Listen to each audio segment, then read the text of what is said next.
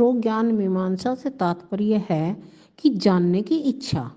जैसे ज्ञान क्या है, इसकी संरचना क्या है, इसकी सीमाएं क्या हैं, यानी पर्याप्त दशा क्या है इसकी, इसको कहाँ से और कैसे प्राप्त कर सकते हैं, मनुष्य के मस्तिष्क के अंदर और बाहर क्या है और इसके क्या प्रमाण हैं। इन सब का उत्तर खोजना ज्ञान मीमांसा कहलाता है।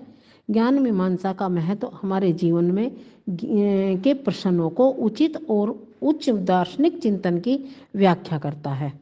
विचारों का सटीक मूल्यांकन करके मानव विकास में सहायता प्रदान करता है। जैसे उच्च स्तरीय ज्ञान और वास्तविक ज्ञान को समझकर सत्य असत्य में भेद करने की योग्यता और प्रदान करते हुए भविष्य का मार्ग प्रशस्त करता है। इसके आवश्यक तत्वों में आता है ज्ञान मीमांसा के में सर्वप्रथम इंद्रियां आती हैं।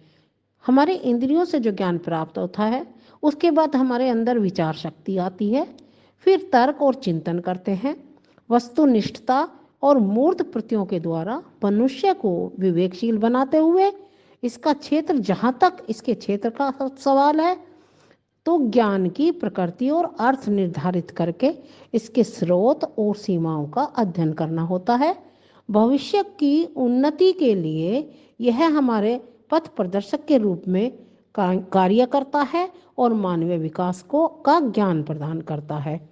ज्ञान के जो स्रोत हैं, जैसा कि भारतीय दर्शन में मानव जीवन का अंतिम लक्ष्य मोक्ष की प्राप्ति माना गया है।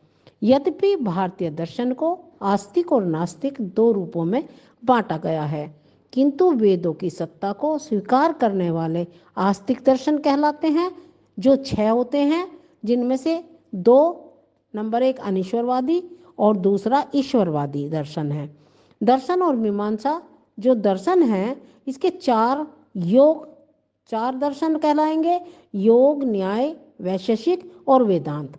ईश्वरवादी दर्शन हैं, ये ईश्वरवादी दर्शन कहलाते हैं। नास्तिक में चार्वाक, बौद्ध दर्शन और जैन धर्म जो मानववाद को मानते हैं। इस तरह से समकालीन दर्शन की ज्ञान मीमांसा करते हुए स्वामी विवेकानंद जी ने नव वेदांत या योग पर आधारित दर्शन दिया, जो मानव की अंतः प्रेरणा का स्रोत है। अरविंद घोष ने समेकित या सर्वांग योग दर्शन दिया, तो टैगोर ने विश्व बोध कराया, जो प्रकृतिवादी है। मानव सेवा, विश्व बंधुत्व और समन्वय की भावना से पूर्ण करके हमारे दार्शनिकों ने, गांधी जी जैसे लोगों ने न्याय दर्शन, आत्मा को अजर अमर बताते हुए परमात्मा का अंश माना है, जीवन के सत्य और अहिंसा तथा परोपकार को महत्व देकर अद्वैत भाव दर्शाता है।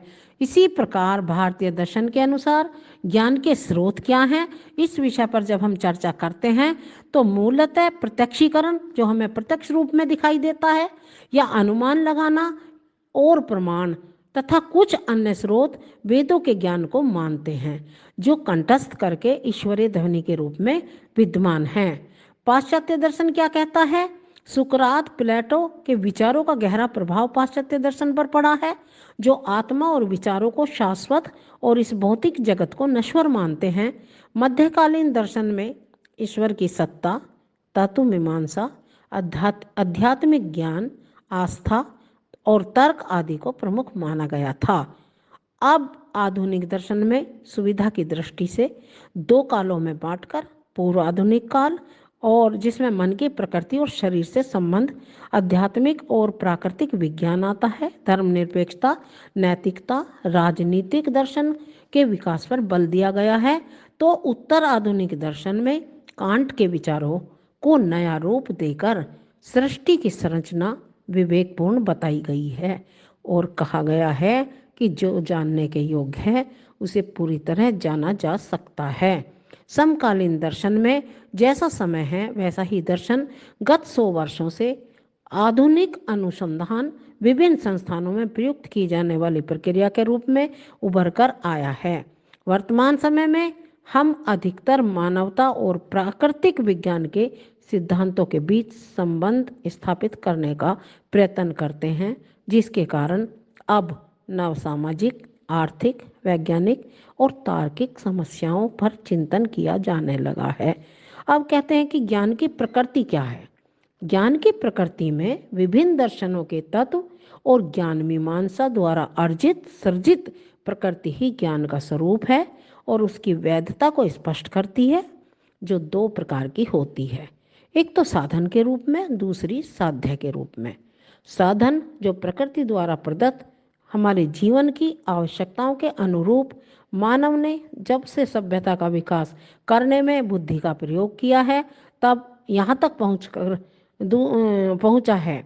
दूसरा साध्य के रूप में सत्यम शिवम सुंदरम जैसे विचारों को अपनी बुद्धि, चिंतन, आदर्शों, मूल्यों से अलंकृत करके सृष्टि के कल्याण के लिए एक आदर्शवाद को जन्म देकर आत्मा परमात्मा जैसे सद्गुण स्वीकार किए हैं। अब आगे ज्ञान का स्वरूप आता है। विभिन्न दार्शनिकों ने दो रूपों में ज्ञान को स्वीकार किया है। पहला अनुभववाद, दूसरा इंद्रियजन ज्ञान, जो प्रत्यक्ष रूप से प्राप्त होता है। स्वामी विवेकानंद जी ने ज्ञान के दो स्वरूप स्वीकार किए हैं, पूर्ववर्ती ज्ञान और पश्चवर्ती ज्ञान। पूर्ववर्ती ज्ञान में जो अनुभव और प्रत्यक्ष तथा अप्रत्यक्ष रूप से बिना निरीक्षण किए केवल विचार और तर्क शक्ति के द्वारा प्रमाणित कर दिया जाए वह पूर्ववर्ती ज्ञान कहलाता है, अर्थात जिसका पहले से ही अनुमान लगा लिया जाए, जैसे कभी कभी रस्सी को सांप समझ लेना।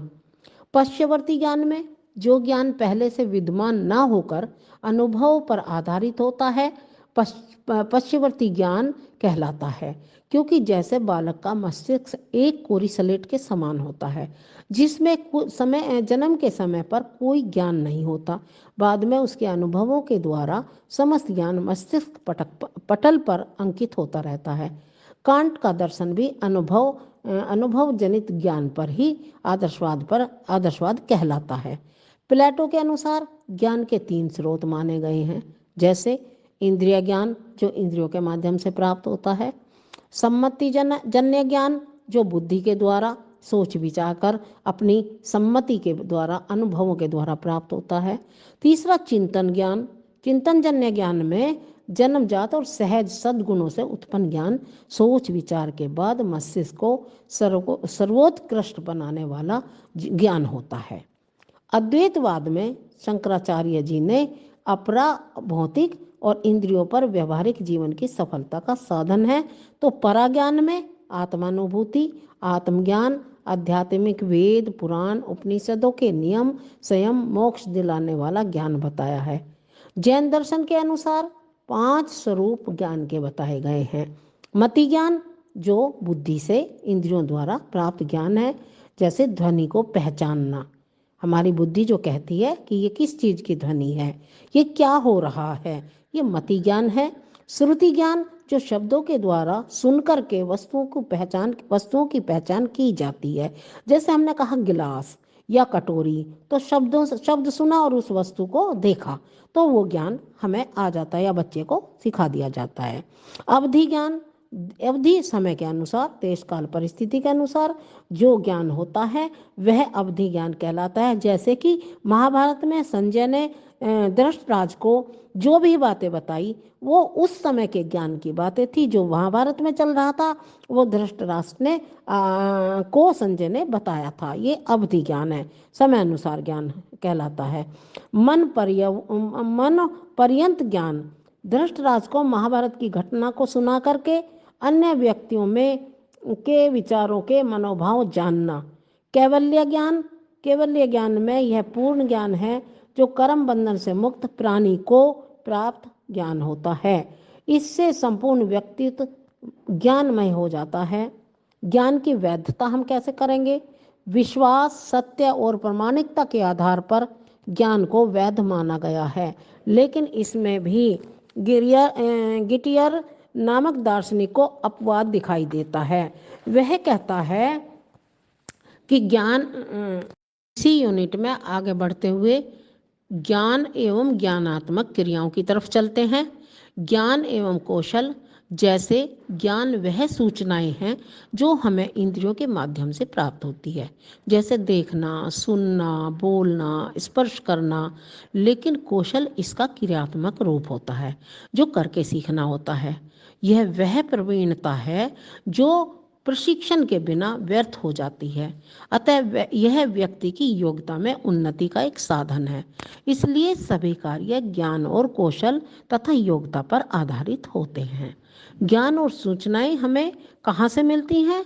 जिस प्रकार मानव मस्तिष्क में उपस्थित उनकी दैनिक घटनाएं, क्रियाकलाप, अनुभवों के अनगिनत आंकड़े एकत्रित होते रहते हैं, जिनका प्रत्यक्ष उपयोग न होकर विश्लेषण द्वारा सूचनाओं में बदल जाता है। जैसे बैंक में डाटाबेस आंकड़े खो जाते हैं जो खाते में सुनिश्चित कर दिए जाते हैं। अतः सूचनाओं के ज्ञान बिना सूचनाओं के ज्ञान की प्राप्ति नहीं हो सकती। सूचना प्राप्ति के क्या स्रोत हैं? सूचना प्राप्ति के दो स्रोत होते हैं, प्राथमिक स्रोत और द्वितीय स्रोत।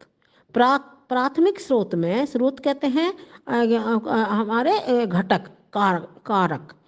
लेखा चित्र, जैसे कि प्राथमिक में आते हैं लेखा चित्र, संप्रेषण या वेबसाइट, डायरी, आत्मकथा, पत्र, भाषण, ऑडियो, वीडियो, फोटोग्राफ, प्रमाण पत्र, सर्वे, विजिट आदि। ये प्राथमिक, इनसे हमें प्राथमिक ज्ञान होता है। हम अपनी आंखों से देख करके इस ज्ञान को प्राप्त कर लेते हैं। लेकिन द्वितीय स्रोत में क्या आता है कि किसी भी कार्य के लिए कोई भी ज्ञान है उसकी उस पर आलोचना करना, टीका टिप्पणी करना, ऐतिहासिक पुस्तकों द्वारा ज्ञान होना, पत्र पत्रिकाओं लेखों के द्वारा ज्ञान होना, किसी की जीवनी पढ़कर या विश्वकोश के द्वारा ज्ञान होना, या पाठ्य पुस्तकों से जो ज्ञान प्राप्त होता है वह ज्ञान का द्वितीय स्रोत कहलाता है। अब शिक्षण और प्रशिक्षण में क्या अंतर है? क्योंकि शिक्षण जो होता है वह सैद्धांतिक होता है, नवीन ज्ञान प्रदान करता है, स्वतंत्रता से ग्रहण होता है, व्यापक रूप में मिलता है, ज्ञान में निपुणता प्राप्त करने का साधन है, मस्तिष्क को समृद्ध बनाता है। प्रशिक्षण क्या है? प्रशिक्षण करके सीखते हैं, व्यवहारिक है, पूर्व अनुभवों पर आधारित होता है, सीमित अवधि में किया जाता है, कम अवधि में केवल कौशलों पर निर्भर होता है, जो हम अनुकरण के पर आधारित व्यावसायिक जगत से सीखते हैं। तो इस तरह से तर्क और विश्वास के आधार पर किसी तथ्य, मत या निर्णय से संबंधित जो ज्ञान की पुष्टि करता है। विश्वास क्या होता है? एक बार हमें किसी बात का विश्वास हो गया तो वो हमें वह सिद्ध करना पड़ता है।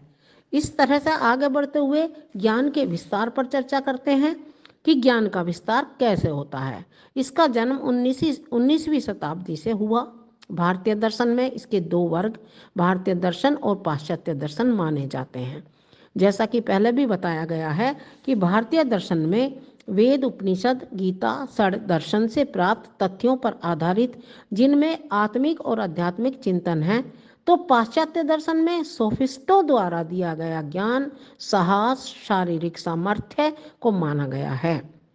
सुकरात, प्लेटो, अरस्तु आदि ने मानव के सद्गुणों की संज्ञा दी है। अरस्तु ने तर्कवाद दिया। इसी प्रकार ज्ञान का विस्तार औपचारिक और अनौपचारिक रूप से होने लगा। मध्यकाल में ज्ञान मीमांसा, तत्व मीमांसा, आचार और विचार मीमांसा पर धर्म का प्रभाव रहा। अब वर्तमान समय में, आधुनिक समय में अर्थात वर्तमान समय में 16वीं ईस्वी से 18वीं ईस्वी तक ज्ञान मीमांसा के क्षेत्र में बहुत विस्तार हुआ। पाश्चात्य विचारकों ने ज्ञान के विस्तार को सकारात्मकता प्रदान की। फिर काल्पनिक कथ्य पर आधारित अवस्थाओं के कारण हर समुदायों में रीति रिवाज पीढ़ी दर पीढ़ी आगे बढ़ते गए, क्योंकि मानव समाज आस्था से जुड़ा होने के कारण कथ्य के पीछे तर्क को खोजने की चेष्टा नहीं करता। तर्क पर आधारित ज्ञान वर्तमान प्रचलित वैज्ञानिक युग में तर्क आधारित ज्ञान को जीवन की समस्याओं का समाधान करने के लिए सक्षम माना गया है। तर्क, बुद्धि और विवेक के बल पर ही ज्ञान की सत्यता को बल मिलता है। अतः तार्किक अनुवाद धार्मिक दर्शनों के लिए चुनौतीपूर्ण है। सामाजिक संरचना और ज्ञान का स्वरूप एक ऐसा स्थायी स्वरूप है जिसके अनुसार मानव समाज में रहकर उसी के अनुरूप व्यवहार करना। संरचना सार्वभौमिक सामाजिक मूल्यों पर आधारित होती है। विशिष्ट सामाजिक मूल्य जाति धर्म पर आधारित होते हैं। स्व उपलब्धि मूल्य स्वयं प्राप्त करके विशिष्ट महत्व बन जाते हैं। उत्तरदायी मूल्य आनुवांशिकता के आधार पर श्रेष्ठ मानना किसी भी कार्य को। इस प्रकार क्या होते हैं? वर्ग पर आधारित, जाति, नस्ल, लिंग पर वरीयता दिया जाना। क्षैतिज संबंध संपूर्ण समाज एक प्रणाली की भांति कार्य करता है। अब इसको प्रभावित करने वाले कारक हैं भौगोलिक स्थिति, जनसंख्या, सामाजिक स्थिति, आर्थिक स्थिति, सांस्कृतिक स्थिति, वैज्ञानिक और तकनीकीकरण के कारण इस पर प्रभाव पड़ता है। जैसा देश वैसा वेश, यानी कि देश काल परिस्थिति के अनुसार ज्ञान बदलता रहता है। इस तरह से आपकी फर्स्ट यूनिट खत्म होती है। अब सेकंड यूनिट स्टार्ट करते हैं। यूनिट में आपका आता है भाषा, पठन और अवबोध, यानी भाषा को पढ़ना। भाषा की क्या आवश्यकता है हमारे जीवन में? कहा जाता है कि कहते हैं कि मनुष्य एक सामाजिक प्राणी है, जिस कारण वह समाज से या समूह से जुड़कर रहना उसकी मूलभूत आवश्यकता होती है। इसलिए उसे बात कहने और दूसरों की बात समझने के लिए, अपने विचारों को व्यक्त करने के लिए भाषा की आवश्यकता पड़ती है। यद्यपि भाषा मौखिक अभिव्यक्ति का महत्वपूर्ण साधन है, जो अनगिनत पीढ़ियों के संख्य व्यक्तियों के लिए के प्रयासों का फल है। अब विकास इसका कैसे हुआ? प्राचीन काल से व्यक्ति अपने विचारों की अभिव्यक्ति के लिए 3 साधनों का प्रयोग करता रहा है, जैसे अपने हाव भाव, मुख की विकृति तथा वाणी, जो ध्वनि के रूप में प्रकट होती है। भाषा और समाज तथा व्यक्ति में जो संबंध है, वह भाषा को स्वीकृत करके नियंत्रित करते हुए परिवर्तित करता रहता है। उसमें मूल्य, शक्ति, समृद्धि और व्यवस्थित मतभेद मिटाकर पहचान दिलाता है, जिसके कारण वह अन्य प्राणियों से उत्तम बन जाता है। अतः भाषा प्रत्येक व्यक्ति को व्यक्तिगत पहचान प्रदान करती है, उसके व्यक्तित्व और सोचने समझने के तरीकों को भी प्रभावित करती है। भाषा का हमारे जीवन में गहरा महत्व है। यह पूर्ण सत्य है कि जो मनुष्य को पशु की श्रेणी से श्रेष्ठ बनाता है। भाषा के बिना मानव जीवन अकल्पनीय है, इसलिए इसका महत्व बहुत अधिक है। जैसे नंबर 1 मानव सभ्यताओं का विकास होता है, नंबर 2 संप्रेषण क्षमता का विकास करना, नंबर 3 व्यक्तित्व का विकास करना, नंबर 4 सामाजिक विकास करना और सामाजिक संबंधों का विकास करना। नेक्स्ट आता है संस्कृति का संरक्षण करते हुए उसको अगली पीढ़ी को हस्तांतरित करना या वैश्वीकरण का विकास करना। मातृभाषा का महत्व क्षेत्रीय भाषाओं के रूप में आगे बढ़ते हुए पठन पाठन का हमारे जीवन में क्या अर्थ है? यह एक संज्ञानात्मक प्रक्रिया है, जिसमें भाषा का अर्जन और संप्रेषण तथा विचारों के आदान प्रदान को साधन बनाया जाता है। इस प्रक्रिया में हमेशा अभ्यास और सुधार की आवश्यकता रहती है। पठन प्रक्रिया के पद सबसे पहले पहचान करना, आत्मसात करना, एकीकरण करना, धारण करना, प्रत्यास्मरण रखना और संप्रेषण करना, आगे बढ़ाना जैसे पदों के आधार पर ही पठन पाठन की प्रक्रिया उत्तम बनाई जा सकती है। अब पठन अवबोध या पठन को सीखना, पठन का ज्ञान होना, जिसके कारण व्यक्ति पठन करने के लिए प्रेरित होता है, वह तभी संभव है जब व्यक्ति पढ़ने, निष्कर्ष निकालने, समझने का कौशल रखता हो। अवबोध में मुख्यतः 4 भाषा कौशलों पर निर्भर करता है: स्वर विज्ञान, वाक्य विज्ञान और शब्दार्थगत भाषा। पठन अवबोध के स्तर जो हैं 2 मुख्य स्तर माने गए हैं, नंबर 1 निम्न स्तर और नंबर 2 उच्च स्तर। अब किसी भी भाषा के पठन में अवबोध का विकास बालक की आयु और मानसिक विकास के स्तर के अनुरूप चयन किया जाना चाहिए। पठन पाठ्य अवबोध का महत्व, इसकी व्याख्या करना बड़ा कठिन विषय है, क्योंकि यह एक सामान्य संप्रेषण प्रक्रिया है जो एक दूसरे में जाती है, फैलती है, जिसमें विचारों का संप्रेषण शब्दों के माध्यम से लेखक के मस्तिष्क से पाठक के मस्तिष्क की ओर होता है, क्योंकि लेखक तो अपने मन के नवीन विचार अपने आने पर उन्हें लिखित रूप में पाठकों के सम्मुख रख देता है, पर उनका अर्थ समझने का प्रयत्न किया जाता है पाठकों के द्वारा। यदि लेखक के विचारों के मूल भाव में कुछ बदलाव आता है तो वह दोषपूर्ण माना जाता है, क्योंकि संप्रेषण जितना अधिक दोष मुक्त होगा उतना ही पठन उत्तम माना जाएगा। अब मातृभाषा सीखने में इसकी महत्व भूमिका होती है। पठन अवबोध के लिए शिक्षण के आव्यूह की रचनाएं की जाती हैं जो कुशल अध्यापन में सहायक होती हैं, जैसे अवबोध, निरीक्षण, अनुश्रवण यानी दोबारा से पढ़ना, जागरूकता, रेखाचित्र, शब्दार्थ, प्रश्नोत्तर, संबंध, प्रश्नों का निर्माण, पाठ्य वस्तु की संरचना, सारांश। जैसे यह है मेरा पठन के प्रकार: सस्वर पठन, शांत पठन, मौन वाचन, गहन पठन, व्यापक पठन, भाषागत पठन, विषय वस्तुगत पठन आदि।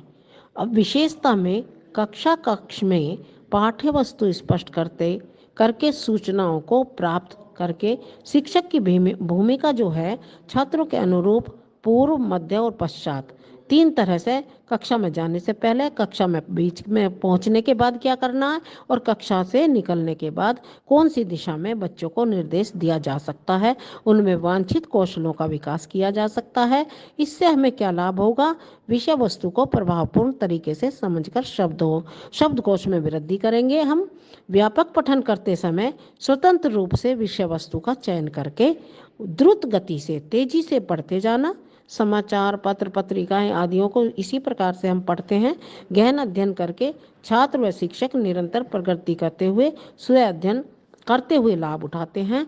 जैसा कि इस वक्त मेरा जो ये आपका उद्देश्य है सारांश देने का, किसी भी चीज़ का समरी, ये जो यूनिट है आपकी ये समाप्त होती है 2nd यूनिट। तो अब जैसा मैं आप लोगों को के सामने ये यूनिट्स रख रही हूँ, आप इनको समरी समझ करके अपनी बुक के अनुसार जैसा भी आप पढ़ोगे उसमें आपको इससे बहुत अधिक लाभ होगा, क्योंकि ये समझने का एक कॉन्सेप्ट क्लियर हो जाएगा आपको कि इस यूनिट में क्या है, भाषा क्या है, ज्ञान क्या है, इस तरह से। इस यूनिट में आपका आता है लेखन कौशल का विकास, यानी writing skill, need and importance. लेखन क्या है? लेखन संप्रेषण का ऐसा सशक्त माध्यम है जिसकी आवश्यकता संप्रेषण के लिए, व्यक्ति के विचारों को विश्वसनीय बनाने के लिए, व्यक्ति की दक्षता को व्यक्त करने के लिए, योग्यताओं को विस्तार देने के लिए और व्यावसायिक प्रपत्रों को प्रारूप देने के लिए पड़ती है। इसका महत्व है व्यक्तित्व, यह व्यक्तित्व का आईना होता है, स्थायी अभिव्यक्ति होती है, विचारों को संरक्षित करने का माध्यम है। इसलिए लेखन कौशल का छात्र जीवन में बहुत अधिक महत्व है। लेखन पठन का क्या संबंध है? जहाँ तक इन दोनों के संबंध की बात है, दोनों ही जटिल मानसिक प्रक्रियाएं हैं। जैसे तुलनात्मक रूप से लेखन में अक्षरों की आकृति, वर्तनी, शब्द रचना के साथ व्याकरण के चिन्हों, अल्प विराम, पूर्ण विराम, कारक आदि पर ध्यान दिया जाता है, जबकि पठन में केवल शब्द ज्ञान और विषय का ज्ञान ही काफ़ी है। पाठक पर चिंतन का इतना दबाव नहीं रहता, न ही कोई इस तरह का तनाव होता है। लेखन के पदों के माध्यम से ही लेखन असफलता पाता है। जैसे पूर्व लेखन, क्या लिखना है, कैसे लिखना है, कौन पढ़ेगा आदि के बाद आलेख तैयार करते हैं। जैसे विचारों का संगठन करना, विकास क्रमबद्ध करना, विकास करना तथा पाठकों के सुझाव लेना। फिर पूर्व निरीक्षण में क्या लिखा है उसे स्वयं पढ़ना, जोड़ना, घटाना, शब्दों को क्रमबद्ध करना, यानी कि सभी नियमों का पालन करके संपादन, एडिटिंग के लिए वाक्यों में विराम चिन्हों का सुधार करते हुए लेखन की जांच करके वाक्यों की पूर्णता देखनी होती है। प्रकाशन, पुस्तक का रूप दे करके सस्वर पढ़ने की क्षमता है या नहीं है, उसको पुस्तकालय में संग्रहित हो सकता है या नहीं हो सकता है, इन सब बातों को भी प्रकाशन करते समय देखना पड़ता है। अब लेखन की कुछ आयु, कुछ रचनाएं हैं। जैसे लेखन कौशल के लिए आयु रचनाएं, कौशल में सुधार लाने के लिए आयु रचना, प्रभावी लेखन अभ्यास के लिए आयु रचना। क्या किया जा सकता है? जैसे प्रस्तुतिकरण, स्वरूप निर्धारण, विशिष्ट उद्देश्य निर्धारण, छात्रों को लेखन के अवसर प्रदान करना, पदों का विवरण निकालना, अनुदेशन स्वरूप करना, विवरण प्रस्तुत करना, पुनः निरीक्षण करना, पदों का स्पष्टीकरण करना, प्रतिपुष्टि करना और सुधार करना। इस तरह से कुछ लेखन होते हैं टिप्पणी और सारांश के रूप में, जिसमें अध्ययन का शीर्षक क्या है उसका निर्माण करना, उपशीर्षक बनाना, नोट्स, रेखीय टिप्पणी लिखना, प्रत्यय, चित्रण, मार्गदर्शक टिप्पणी, मापन, विश्लेषण, उद्देश्य, मूल विचार, उदाहरण, साक्ष्य शैली, आरंभ से अंत, अक्षर रचना, पंक्तिबद्धता, भावानुकूल, विषय, सौंदर्य प्रभाव, मनोवैज्ञानिक निष्पक्ष, लेखक का प्रभाव आदि पर ध्यान दिया जाता है। इस तरह से हमारा लेखन कौशल का विकास आगे बढ़ता है, जो हमारी लैंग्वेज में काम आता है, जिसका प्रयोग हम अपने आने वाले समय में अन्य विषयों में भी करते हैं। सीखे हुए ज्ञान को व्यवहार में लाते समय हमें इन सब बातों का ध्यान रखना होता है। इस यूनिट में आएगा, ये यूनिट 4 है, पाठ्यक्रम का विकास, करिकुलम डेवलपमेंट। यह शिक्षण अधिगम अनुभवों का एक योजनाबद्ध प्रस्तुतिकरण है। इसका उद्भव शिक्षाविदों द्वारा शिक्षा को व्यवस्थित रूप देने की आवश्यकता के कारण हुआ। इसकी विशेषता यह है कि इसमें पाठ्यवस्तु को सरल से कठिन की ओर, अंश से पूर्ण की ओर, सूक्ष्म से स्थूल की ओर अग्रसर किया जाता है। इसका आधार दार्शनिक, ऐतिहासिक, सामाजिक और मनोवैज्ञानिक होता है। इसमें वे सभी कार्य सम्मिलित किए जाते हैं जो देश, राज्य, जिला, विद्यालय के उद्देश्यों की पूर्ति में सहायक होते हैं। अब पाठ्यक्रम का उद्देश्य क्या है? हमारे जीवन में बालकों के सर्वांगीण विकास का सबसे बड़ा साधन पाठ्यक्रम है, क्योंकि शिक्षण प्रक्रिया को व्यवस्थित करता है यह, और बालकों में मानवीय मूल्य, नैतिकता, चरित्र, प्रेम, सहयोग, अनुशासन, सहानुभूति जैसे गुणों को उत्पन्न करता है। मानवीय उपलब्धि और संस्कृति को पीढ़ी दर पीढ़ी पहुंचाता है। धार्मिक मूल्यों, परंपराओं के प्रति तार्किक भावना का विकास करता है। इसके कई प्रकार हैं, जैसे कोर पाठ्यक्रम, विषयों को सुस्पष्ट होना और क्रमबद्ध तथा कक्षानुरूप तय करना। औपचारिक, यह औपचारिक होता है। अप्रत्यक्ष पाठ्यक्रम, इसे छिपा पाठ्यक्रम भी कहते हैं। यह अनिवार्य न होकर संदर्भित पाठ्य पुस्तकें, पाठ्यक्रम सहगामी क्रियाएं, खेलकूद, विद्यालयों में की जाने वाली गतिविधियां होती हैं। इसका उद्देश्य है मानव के उद्देश्यों की पूर्ति को साधन के रूप में पथ प्रदर्शित करते हुए आगे बढ़ाना। तत्व क्या है इसके? अध्ययन की नीतियाँ, संसाधन, पाठ्यक्रम सामग्री, कैलेंडर आदि। विकास सुनियोजित उद्देश्य पूर्ण प्रगतिशील प्रक्रिया है, जिसके माध्यम से शैक्षिक व्यवस्थाओं में एक सकारात्मक सुधार किया जाने लगा है। इसलिए यह निरंतर चलने वाली प्रक्रिया है। इसमें बालक का सर्वांगीण विकास होता है। मानवीय अनुभवों को पीढ़ी दर पीढ़ी हस्तांतरित करना और व्यापक प्रक्रिया के रूप में सर्वप्रथम उद्देश्य पाठ्यवस्तु, अधिगम, परिस्थितियां और मूल्यांकन करते हुए यह विभिन्न अवस्थाओं की प्रक्रिया से गुजरता है, जैसे आवश्यकताओं को पहचान कर आंकलन करना, लक्ष्य और उद्देश्य निर्धारित करना, स्पष्ट करना, योजना बनाना, संयोजन करना, सुधार करना, अंतर विषयी आपस के जो अन्य विषय हैं संबंध स्थापित करना, दैनिक जीवन से सहसंबंध बनाकर अन्य विषयों, उपविषयों से जोड़ने और छात्रों के व्यक्तित्व को विकास करते हुए आगे बढ़ाना। इस तरह से पाठ्यक्रम का बालक के जीवन में अत्यंत महत्व है। पाठ्यक्रम बालक की आयु के और कक्षा के अनुसार बनाया जाता है और इसको बनाने में बहुत ही सावधानी रखनी होती है। अब आपकी आती है 5वीं यूनिट। 5वीं यूनिट में पाठ्यक्रम के विकास के लिए दार्शनिक आधार क्या होते हैं ये बताया जाएगा। दर्शन और शिक्षा का परस्पर संबंध है। जब तक दर्शन को चैन नहीं, शिक्षा को तब तक चैन नहीं आता जब तक कि वह दर्शन के विचारों पर कार्य ना कर ले। दर्शन के 3 तत्व होते हैं, जिसमें तत्व मीमांसा, किसी तत्व का होना आवश्यक है, ज्ञान मीमांसा उस तत्व के बारे में जानकारी प्राप्त करना और आचार मीमांसा, उस तत्व के विषय में उसके आचार व्यवहार या उसके क्या नियम कानून होते हैं, इन सब अंगों को आधार प्रदान करने के लिए दर्शन जो है जीवन जीने का आधार है, जो मानव को अधिक प्रतिष्ठावान बनाकर उसके व्यवहार में परिवर्तन लाता है, जीवन जीने की कला सिखाता है। यही कारण है कि शिक्षा को दर्शन का गत्यात्मक पहलू माना जाता है, यानी निरंतर चलने वाला। हमारे जो ज्ञान की खोज है या हमारी फिलॉसफी है वह निरंतर आगे बढ़ती जाती है, क्योंकि यह दर्शन के ज्ञान मीमांसा पर आधारित है। शिक्षा, हमारी जो शिक्षा है, इसलिए विभिन्न दर्शनों और पाठ्यक्रमों का गहरा संबंध है। जैसे विज्ञान के विभिन्न स्वरूप, विज्ञान जैसे इंद्रिय जन ज्ञान, सम्मति जन ज्ञान और चिंतन जन ज्ञान।